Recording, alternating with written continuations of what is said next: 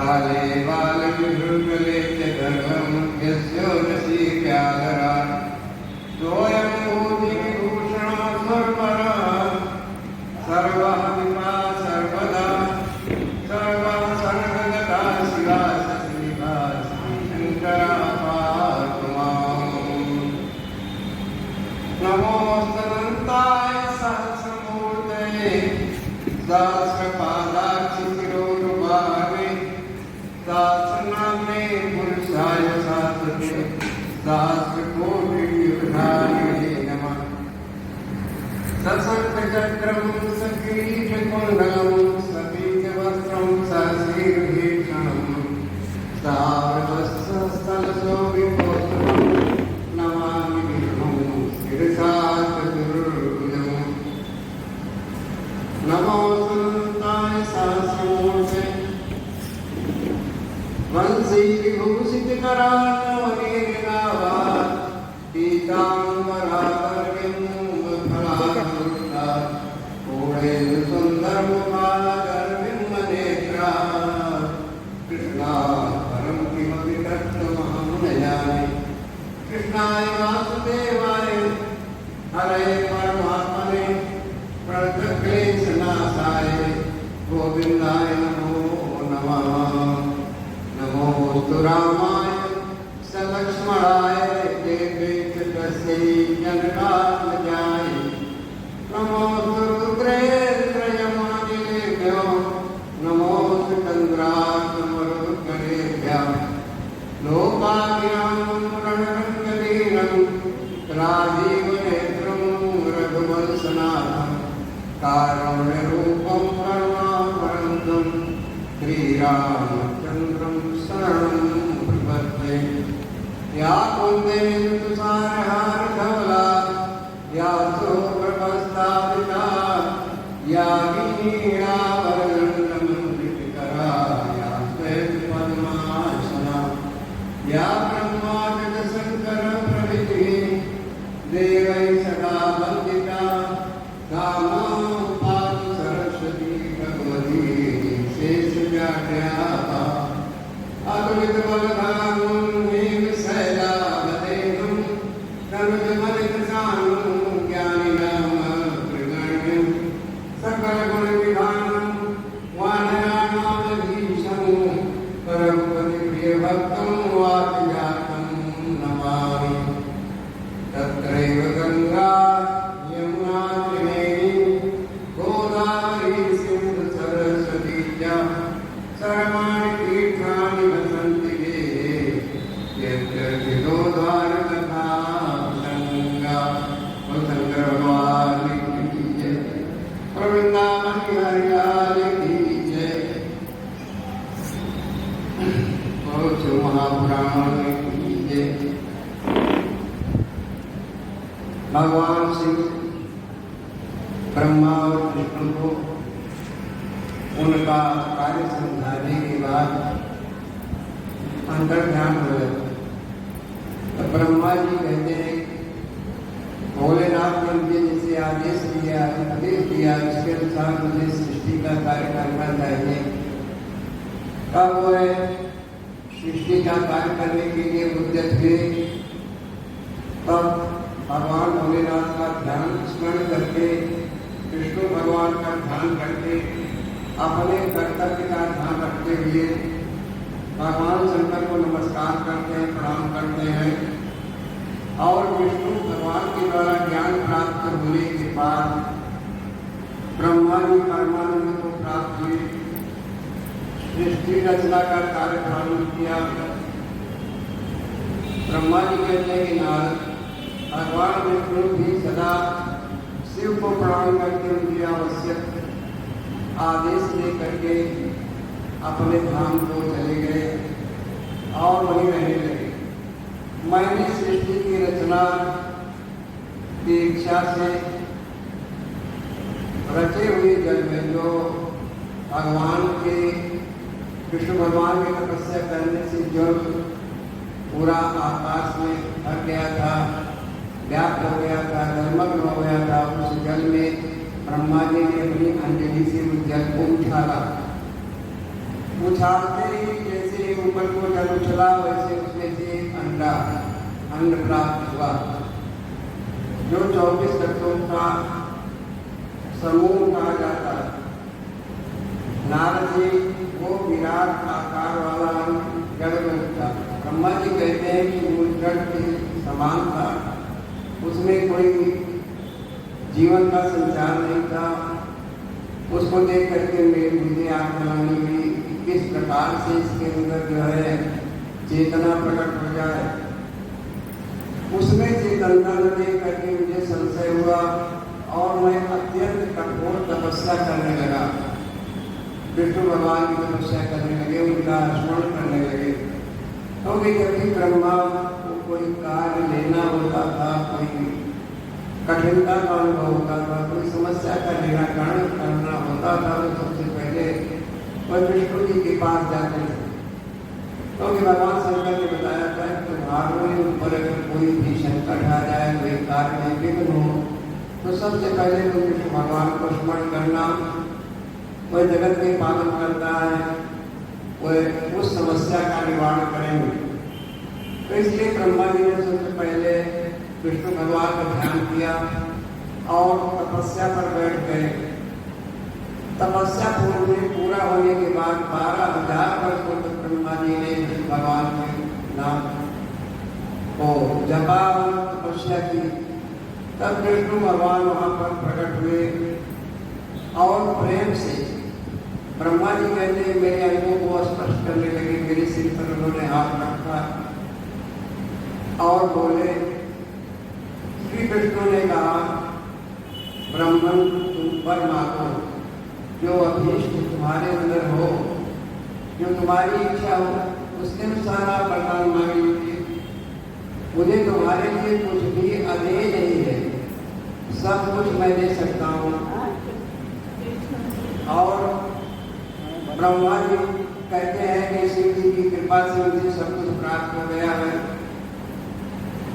विष्णु आपको नमस्कार है, आज मैं आपसे कुछ मांगता हूँ, ऐसा कह करके ब्रह्मा जी ने हाथ जोड़ करके विष्णु भगवान से कहा कि प्रभु ये जो विराट अंग है, अंगा है, इसके अंदर चेतनता नहीं है, कोई जीव नहीं है,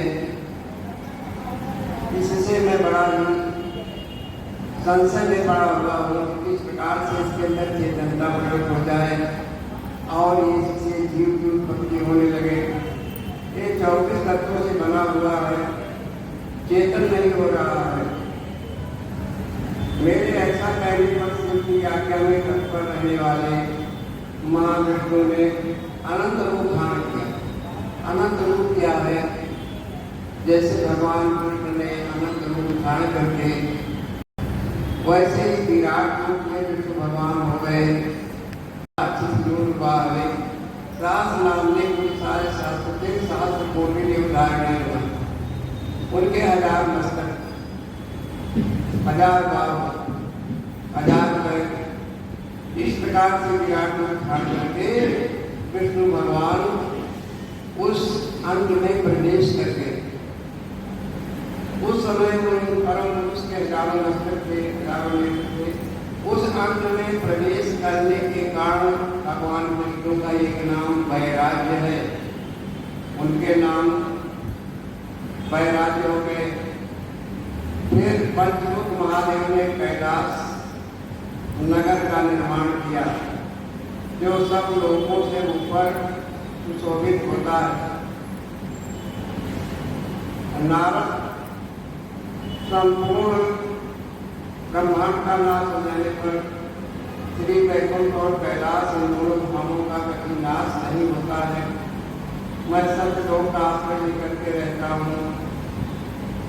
इस प्रकार मैंने सृष्टि की रचना की इच्छा उत्पन्न की।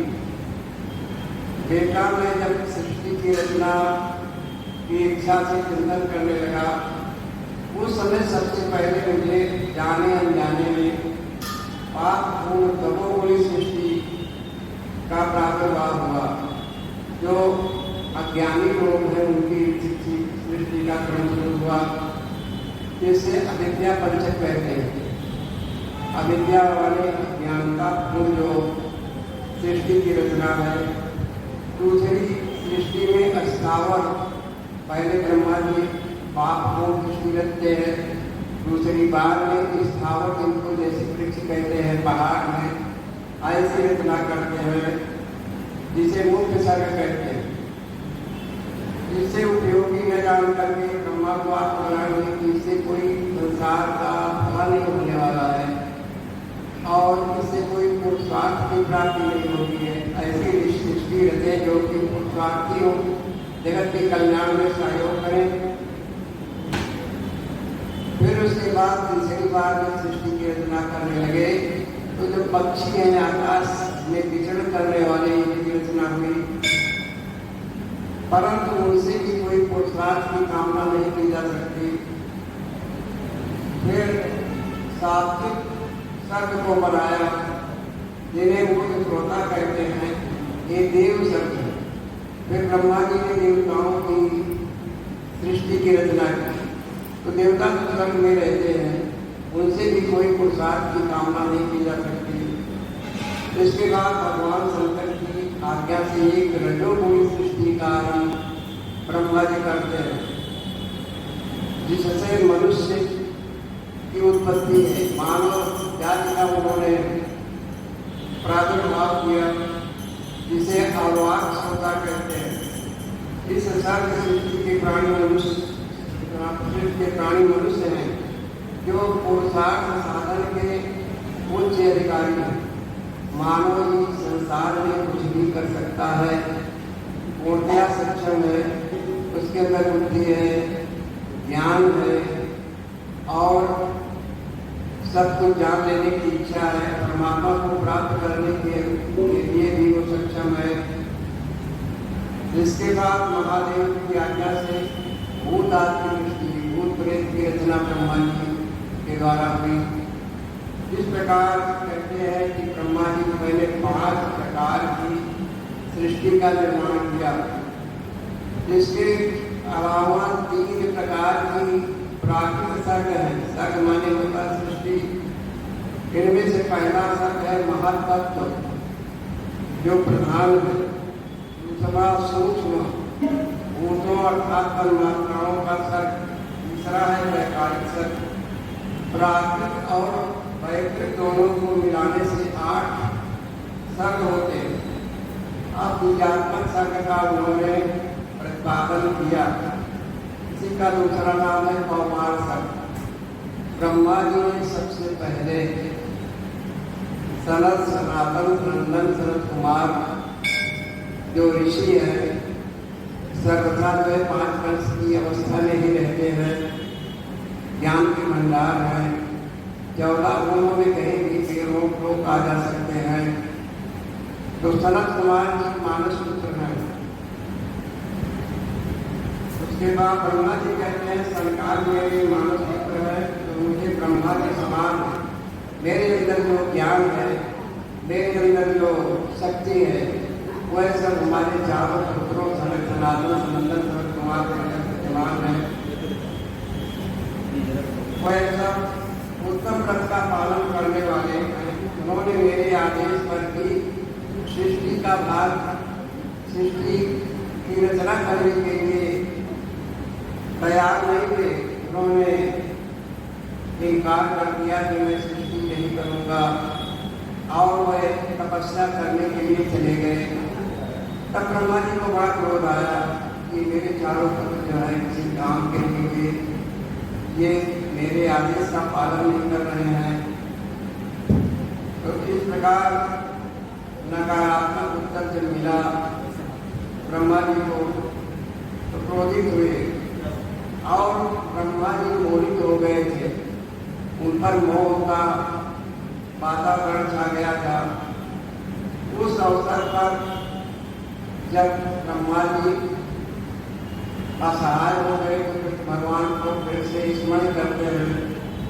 भगवान जी को स्मरण करते ही तुरंत वहाँ पर आ गए और ब्रह्मा जी को समझाते तुम भगवान शिव की प्रसन्नता के लिए तपस्या करो।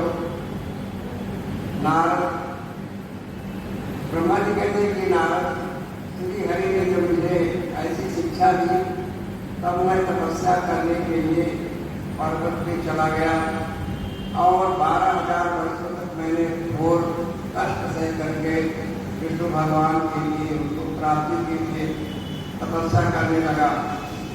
सृष्टि के लिए तपस्या करते हुए कहते हैं ब्रह्मा जी में दोनों भौहों नासिका के मध्य में जो अभिमुक्त क्षेत्र है, मध्य भाग से जो उनका अपना ही अभिमुक्त स्थान है, महेश्वर की 3 मूर्तियों में से अन्यतम पूर्णांश सर्वेश्वर एवं दया के सागर भगवान शिव अर्धनारीश्वर रूप में प्रकट हुए। विष्णु भगवान के द्वारा बताए हुए तपस्या करने से ब्रह्मा जी के सामने भगवान भोलेनाथ अर्धनारीश्वर, आधा स्त्री तो नारी का था, आधा पुरुष का था, जो जन्म से रहित है। भगवान भोलेनाथ का जन्मा में तेज की राशि है, ज्ञान की राशि है, सर्वज्ञ है, सब कुछ जानते हैं। सर्वश्रेष्ठा में शिव अर्धनारीश्वर के रूप में प्रकट हुए। ब्रह्मा जी बोले प्रभु आप भांति भांति के जीवों की सृष्टि कीजिए, मैं इस समय असफल हो गया हूँ। मैंने बहुत प्रकार की सृष्टि की रचना की, किंतु किसी में पुरुषार्थ नहीं है, पुरुषार्थ करने की इच्छा भी नहीं है।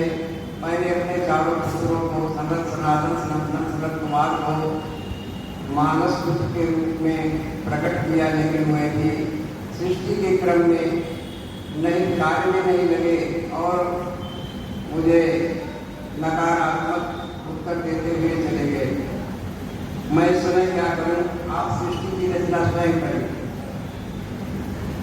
तब आप ऐसे जीवों की सृष्टि कीजिए जो जन्म और मृत्यु से ऐसे युक्त हो। ब्रह्मा जी ने कहा ऐसी सृष्टि की रचना करिए कि मनुष्य जो है अपने कर्मों के द्वारा कर्मों का भोग करते हुए मृत्यु और जन्म के बंधन में पड़ा रहे। तब ब्रह्मा जी कहते हैं कि नारद मेरी बात को सुन करके करुणा सागर भगवान शिव स्तब्ध रह गए। थोड़ी देर में सोचने के बाद बड़े जोर से हंस पड़े और इस प्रकार बोले। महादेव जी ने कहा विधाता मैं जन्म और मृत्यु के भय से युक्त ऐसे प्राणियों की रचना नहीं करूँगा, क्योंकि मैं तो स्वयं मोक्ष देने वाला हूँ। संसार के जीवों का चाहे पापी हो कुछ भी हो, अपने पद से भ्रष्ट हो, धर्म से च्युत हो, फिर भी मैं उनका उद्धार करने के लिए प्रयत्नशील रहता हूँ। मैं ऐसी सृष्टि की रचना नहीं करूँगा, आप स्वयं करिए, क्योंकि वह कर्मों के अधीन होकर के दुख के सागर में डूबते रहेंगे, अनेक प्रकार से उनको कष्ट होगा। ब्रह्मा जी दुख में डूबे हुए सारे जीवों की सृष्टि तुमको ही करना चाहिए। ब्रह्मा जी कहते हैं नारद इसके बाद मैंने शब्द मात्रा आदि सूक्ष्म भूतों को स्वयं ही पंजीकृत किया। स्वयं भूत क्या है? पंचभूत यही है, चित्त जल पावक गगन समीरा, 5 हो गए, 5 तन मात्राएं हैं और शब्द जो हैं काम क्रोध मद रोग मद मत्सर, इनको इनसे निवारण करने के लिए है। तो मन बुद्धि चित्त अहंकार ये है। तो ये 24 को मिला करके इन्होंने ब्रह्मा जी ने एकत्रित करके आकाश वायु अग्नि जल और पृथ्वी की सृष्टि की। उसके बाद पर्वतों को, समुद्रों की, वृक्षों आदि की सृष्टि करके रचना की। ब्रह्मा जी कहते हैं यदि मुझे संतोष नहीं हुआ, तब शाम शिव का ध्यान करके मैंने साधन पहाड़ पुरुषों की सृष्टि की और अपने दोनों नेत्रों से मरीचि को, हृदय से भृगु को, सिर से अंगिरा ऋषि को और ज्ञान वायु से 5 प्रकार की वायु होती है जो हमारे शरीर में हमारे जीवन की सभी क्रियाओं को संपन्न करती है। ज्ञान वायु, समान वायु, उदान वायु, अपान वायु। तो सिर से अनीरा को पैदा किया, ज्ञान वायु से तुला ऋषि को, उदान वायु से तुलस मुनि को, समान वायु से वशिष्ठ को, अपान से पृथ्वी को, दोनों कानों से अग्नि को, प्राणों से दक्ष को, बोध से नारद मैंने तुमको उत्पन्न किया, छाया से कर्दम ऋषि को तथा संकल्प मात्र से मैंने सबको उत्पन्न किया। इस प्रकार मैंने संकल्प मात्र से धर्म को उत्पन्न किया। इस तरह सृष्टि करके मैं अपने को धन्य मानने लगा कि मैंने ऐसे प्राणियों की सृष्टि की है जो धर्म परायण है, ये ऋषि मुनि हैं, ये धर्म का संचालन करेंगे और सृष्टि का कार्य करेंगे। इस तरह सृष्टि करके ब्रह्मा जी प्रसन्न हुए। संकल्प से जब धर्म को उत्पन्न किया तो ब्रह्मा जी कहते हैं धर्म ने मेरी आज्ञा मान करके मानव का रूप धारण करके मनुष्य रूप में आकर के साधकों की प्रेरणा से साधन में लग गए, सृष्टि के कार्य को पढ़ाने में लग गए, जिससे मुझे बड़ी प्रसन्नता हुई। इसके बाद मैंने अपने विभिन्न अंगों से देवताओं की रचना की, असुरों की, राक्षसों की के रूप में असंख्य पुत्रों की सृष्टि करके उन्हें भिन्न भिन्न शरीर, अलग अलग शरीर प्रदान किए।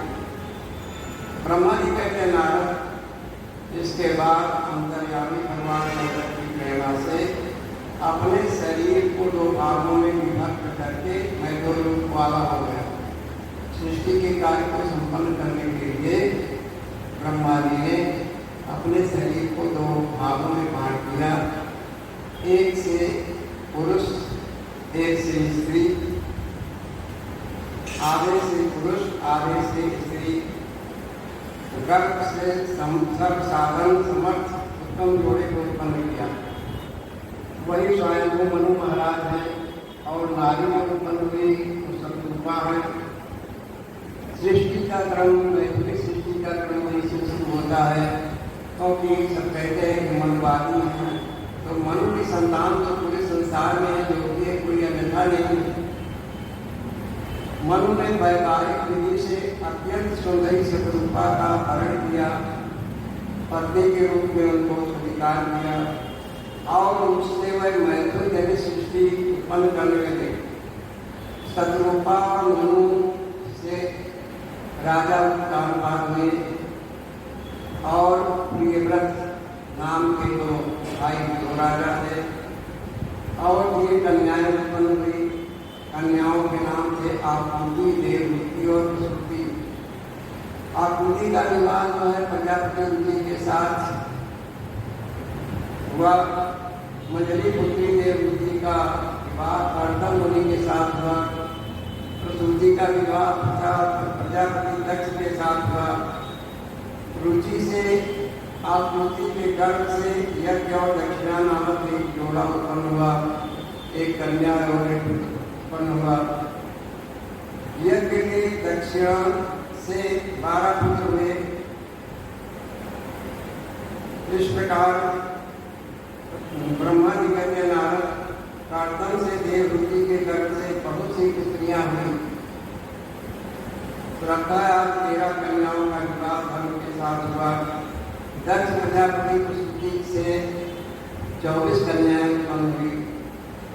श्रद्धा 13 कन्याएं जो है वह धर्म के साथ उनका विवाह हुआ। ये 11 कन्याएं जो थी वह क्रमशः ऋगुमुनि, मरीचि के मीरा, तुलस, प्रतवत्र, वशिष्ठ, अग्नि और पुत्रों ने क्या किया, कन्याओं का पानी पाना किया। इस प्रकार से सृष्टि का क्रम जो है आगे बढ़ने लगा। इनकी संतानों से ही चराचर जगत जो है भरा पड़ा है, त्रिलोकी भरी पड़ी है। इस प्रकार अंबिका महादेव की आज्ञा से अपने पूर्व कर्मों के अनुसार बहुत से प्राणी असंख्य श्रेष्ठ बीजों के रूप में उत्पन्न हुए।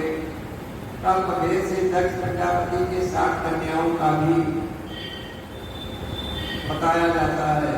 उनमें से 10 कन्याओं का विवाह धर्म के साथ हुआ, 27 कन्याएं ब्रह्मा को ब्याही गई और विधि पूर्वक 13 कन्याएं कश्यप मुनि को दे दी गई।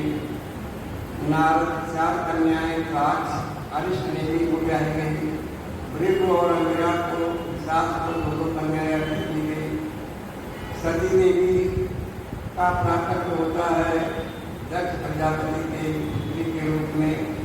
उन्होंने भक्तों के उद्धार के लिए अनेक लीलाएं की हैं। इस प्रकार से इनकी संतानों से पूरा संसार व्याप्त है और सृष्टि का क्रम फिर से प्रारंभ हुआ। इसके बाद दक्ष प्रजापति ने 10,000 पुत्रों को पैदा किया अपनी मानसिक शक्ति के द्वारा और उनको सृष्टि के कार्य के लिए उन्होंने प्रेरित किया। लेकिन उनको नारद जी मिल गए। नारद जी ने कहा, सृष्टि का क्रम जाने बिना तुम सृष्टि की रचना में कैसे संलग्न हो गए?